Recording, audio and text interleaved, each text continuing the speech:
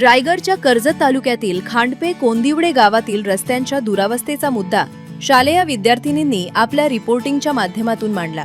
विद्यार्थिनींनी रस्त्याची पाहणी करून व्हिडिओ तयार करत प्रशासनाचं लक्ष वेधण्याचा प्रयत्न केला होता। त्यांच्या या रिपोर्टिंगची दखल युवा सेना पक्षप्रमुख आदित्य ठाकरे यांनी घेतली।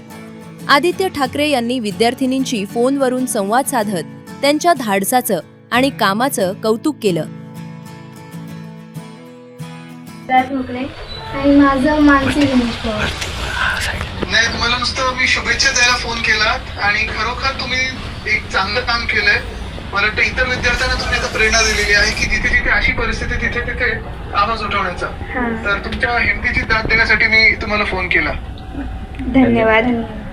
हा ताई, आणि काही कधी लागलं तरी आम्हाला तसंच, म्हणजे एकतर अर्थात सोशल मीडिया तर आहेच, तुम्ही असा प्रश्न सगळ्याच राजकीय लोकांना इन्क्लुडिंग आम्हाला सत्ताधारी लोकांना विरोधी पक्षांना विचारत राहणं गरजेचं आहे। हीच हिंमत गरजेची आहे नेहमी। आणि दुसरं म्हणजे कधीही कोणी तुम्हाला या निमित्ताने कोणी सतवायला आलं तर आम्हाला हात मारा, आम्ही सोबत उभे राहू। हो हा चालेल। तुम्ही कुठे राहता? कर्जतच्याच आसपास राहता? हो, कर्जत आतमध्ये।